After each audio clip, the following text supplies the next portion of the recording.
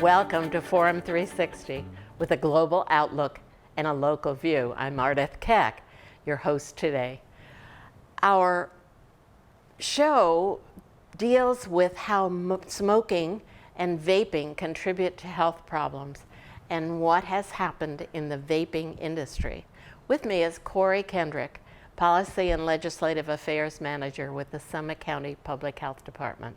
Cory has been working on the problem of vaping in our area and the health risks associated with it. Welcome, Cory. Thank you. The battle against smoking began in the 60s with a report, and the Surgeon General C. Everett Koop in the 80s warned Americans more forcefully about smoking. Has smoking decreased in the U.S.? Yeah, smoking has definitely decreased quite a bit in the U.S. Unfortunately for Ohio, though, we've remained pretty stagnant with our smoking rates. And we remain a lot higher than the national average. However, with our youth, good news is that traditional tobacco smoking with our youth has declined to an all-time low.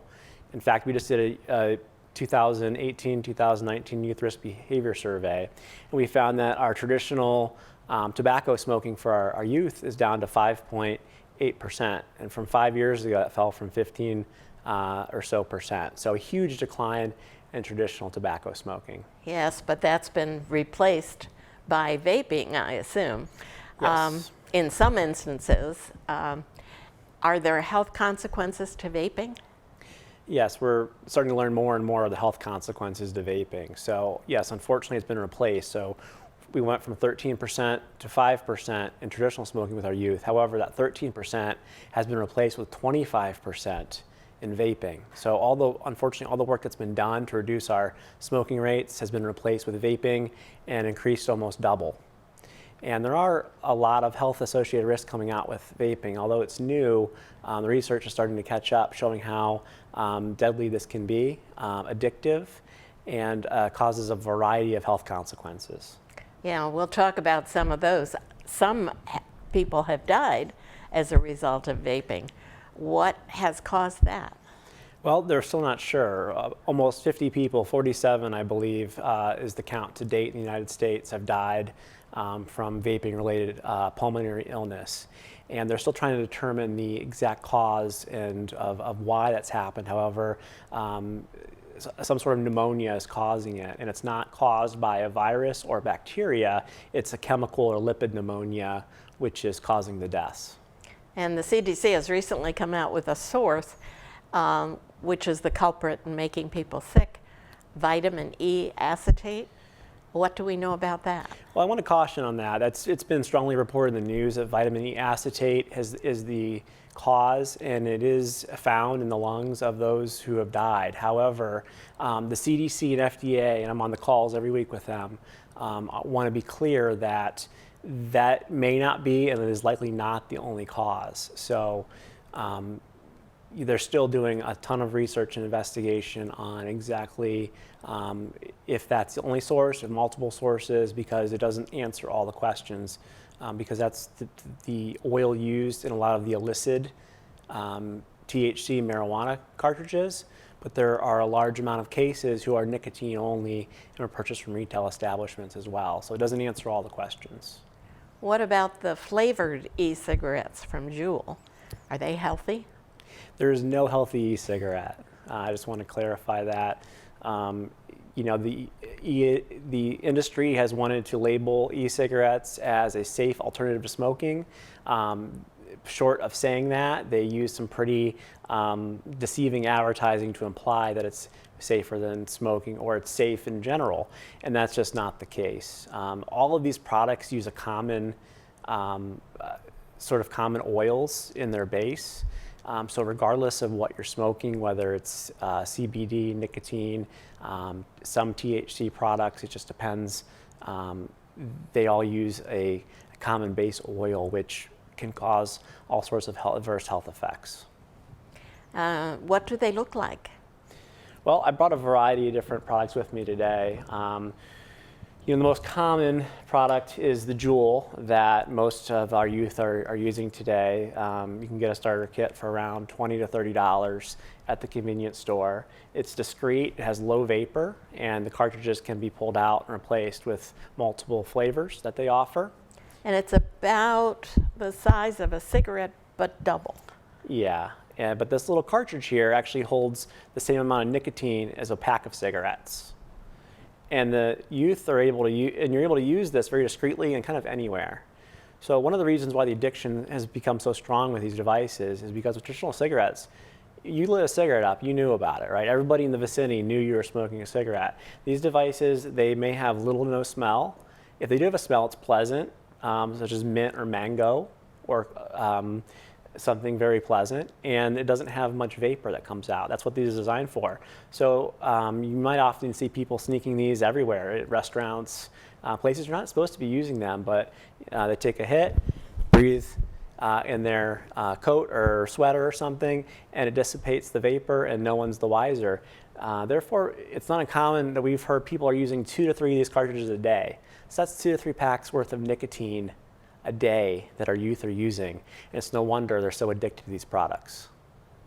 You have some others here that...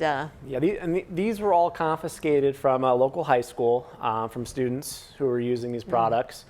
This is a Sorin, very similar to a Juul. You inhale from here, very concealable, multiple flavor packets and pods you can swap this out with in the front here. Looks kind of like a thumb drive. Yes, and actually these devices are all, most of them are actually charged via USB, so you actually hook these to a computer. And so for a while, parents and even in the school administrators were confused at what these were. They were charging them right in the computers, and they look like a flash drive. So this actually has a charger, plugs into a laptop, and you can charge it via your computer. So most of these are charged via USB cable, which can be hooked to a computer. This larger device, this might be something you'd get refillable liquids from. The liquid goes in here from a vape shop. This produces larger amounts of vapor, which more nicotine? Which has, well, it just depends on the nicotine concentration, but maybe more nicotine. Sometimes just the vapor itself is it just produces more, but may have the same amount of nicotine. But more flavors. You can get literally thousands of flavors from vape shops. Anything from strawberry donut to cookies and cream, fruity pebbles, anything you can imagine, you can get a flavor for these sort of larger devices. And that one is, maybe 8 inches high and thicker than a pen. Yeah, it's a lot harder to conceal, but this is something that, it's still pretty small. But it's, I'd say the size of a large magic marker. Then we have disposable e-cigarette. Looks just like a traditional cigarette, except it has, the e-cigarette vapor instead. And I have with me too, it looks like a traditional cigarette, except it's colorful. This is a CBD pen. This does not contain nicotine, but contains hemp-derived CBD, which is now legal in Ohio. And that's marijuana oil. It is hemp oil. Marijuana oil is illegal in Ohio, but hemp oil derived CBD is legal now. And they're now selling this in a vaporizer, which the common oil they're using is MCT oil. And MCT oil is marketed as a health oil. It's coconut derived. But what does that do to your lungs when you superheat it? We have no idea. So that's something new on the market. And then finally, we're starting to see Juul-like devices from different tobacco manufacturers being marketed for 99-cent starter kits. And they're just like Juul's competitors, and they're putting them on sale for 99 cents. We found out they're getting a $15 reimbursement from the tobacco companies because they're taking a large loss at selling with these prices, but they want to do that to get people hooked on these products. And 99 cents, that's a lot cheaper than a pack of cigarettes. Yes. And they get probably the same effect. Yeah, then they're discounting the starter pods and all that. So you can get started. What you used to have to spend $30 to $40 on a Juul kit to get started, you can now, if you find these 99-cent devices and the starter packs with the pods, you can get yourself get started for under $10. That sounds like they're really aiming at teenagers.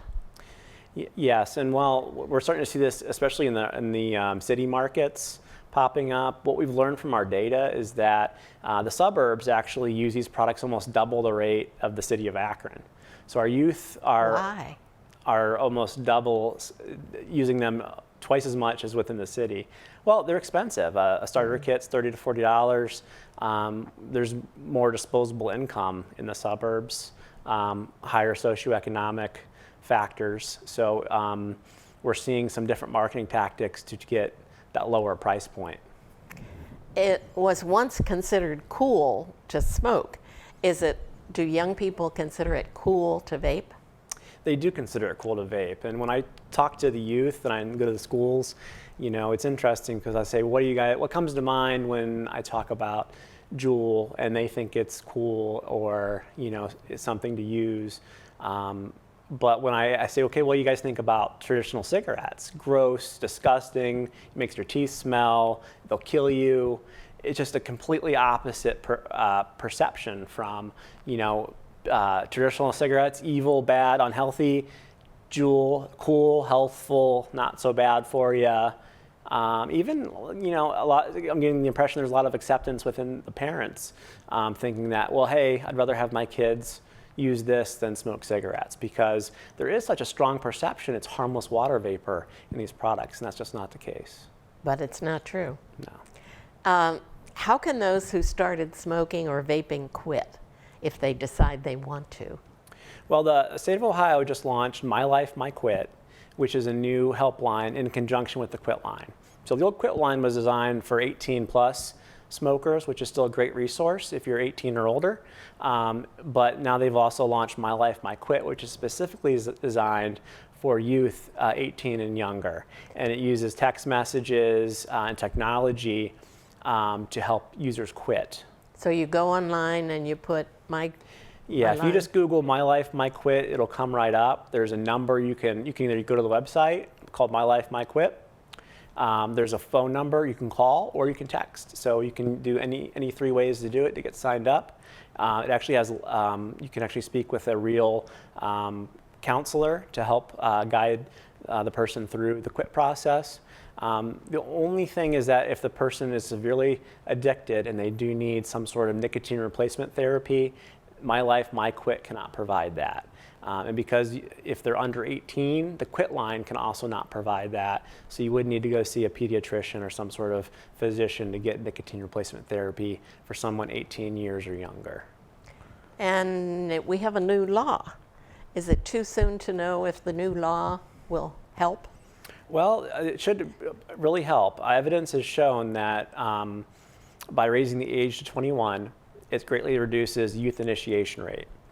That's buying cigarettes or buying vaping? Well, that's new youth using it. Now, it should make the existing youth harder to get, but the effectiveness of the law is keeping new users from starting.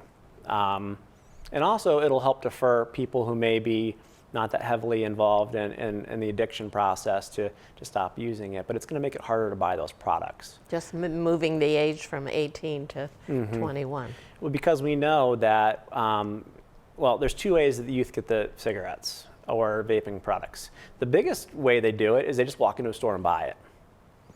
37% of kids can just walk into a store and buy a vaping device or a cigarette, which is a huge problem. Which is why when we passed Tobacco 21 here in Summit County, in the communities we passed in, we do a strong enforcement program with that. Now, the second way they get the tobacco products, 25%, they get it from their friends, their social circle. And most kids in high school know an 18-year-old or have a close 18-year-old acquaintance, but not as many know 21-year-olds. And so by taking it out of the social circle of those kids, it makes it a lot harder for them to get those products as well. Okay. We're talking today about smoking and stopping vaping and the dangers of vaping. And with me is Cory Kendrick, who is the Policy and Legislative Affairs Manager with the Summit County Health Department. And I'm Ardith Keck, and we are working on trying to decide what has happened with vaping and what has happened with smoking. So vaping is addictive? Yes. Most every vaping product contains nicotine, which is highly addictive. It contains a stronger form of nicotine than traditional tobacco products. It's more concentrated, and its delivery system allows your body to absorb it better than traditional tobacco products. So yes, it's highly addictive. Most products contain nicotine. You can purchase some niche vaping products that say they do not contain nicotine, while some don't. Tests have shown that those products that even say they don't contain nicotine contain some nicotine. Ooh. So it's buyer beware. There's really no regulation. There's no one going in testing these products. When you go into a vape shop and you see 1,000 different products, there is no one testing each individual product, making sure it has the chemicals and concentrations that says it has. So it's really buyer beware. It's the Wild West for vaping products. How long has vaping been around? Well, vaping started in the early 2000s, but just in the last 5 years or so really started to gain popularity with the youth. And we're seeing a peak right now of usage. You're hoping. I'm hoping. I'm hoping. Hopefully it starts to decline down. But 1 in 4 kids in high school currently use vaping products. And in the suburbs, in some areas here in Summit County, almost 60% of kids have at least tried a vape product once. So that sounds higher than smoking. It's very high. It's much higher than smoking. Wow. When a person vapes, do you smell it on them like you smell cigarettes on someone? You may, but not in the same way. A cigarette is very pungent, and the odor sticks with you for a long time. Vape products, they may have little to no smell, or if they do have a smell, it's usually a fruity, minty flavor. Something that might almost smell like an air freshener as opposed to, a cigarette. There are traditional tobacco flavored scents or vapors that may smell a little bit like a traditional tobacco product, but not in the same way as an actual cigarette would smell. California has sued Juul.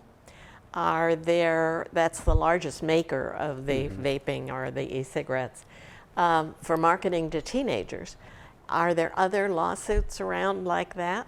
Not that I'm aware of, but I hope there will be some that come about. There's been a lot of deceptive marketing. These products are all, this started off as a niche market with these kind of vape shop larger devices, but recently Big Tobacco has bought up all these companies. So if you look at any of these products and you look at the back, and this one's owned by Winston-Salem, the company who owns Marlboro owns, I believe, Juul. So the major tobacco manufacturers have bought up these e-cigarette companies, and they're using the exact same playbook they used when they tried to get people hooked in the first place with these e-cigarettes. And so deceptive marketing to youth in subtle ways, it's the same thing over again. Fortunately, we're a lot smarter this time around on what they're doing. They actually went into high school classrooms, apparently, and they declared their products were totally safe. And that's going to work against them, I'm sure, in a lawsuit. Slogans like simple, smart, intensely satisfying, smoking evolved. And I did read that Juul has more than 80 lobbyists in Washington, D.C. So the numbers among teenagers is huge. Give us the numbers again. So 1 in 4 high school students in Summit County smoke. About 40% have used it in the last 30 days in the suburbs versus 20% in the city of Akron. And if you go to some communities, you're as high as almost 60% of kids who have tried an e-cigarette. And some are starting as young as 11 or younger, trying these products. So of those who have tried it, almost 10% have said they've tried it at the age of 12 or younger. So it's starting very early, and it's a huge saturation of kids who have tried it or are currently using it.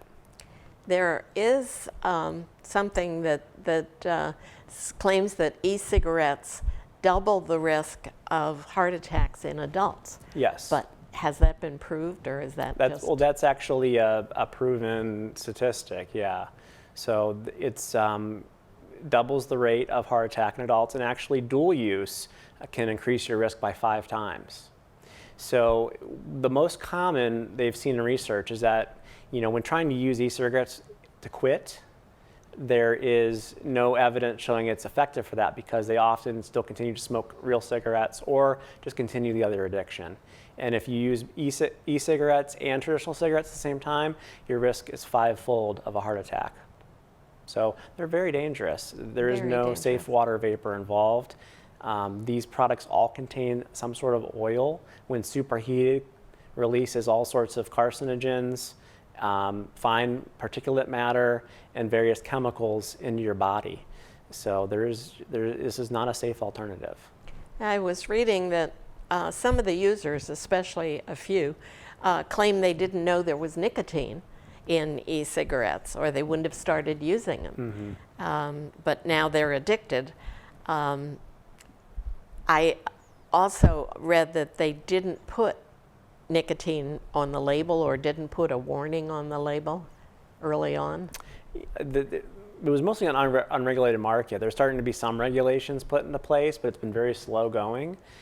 So it's just a very unregulated market. The rules for the labels and for e-cigarettes and vaping products are not the same as traditional tobacco products. Now that's starting to change, but it's just a different set of rules they have to play by, and it's much looser.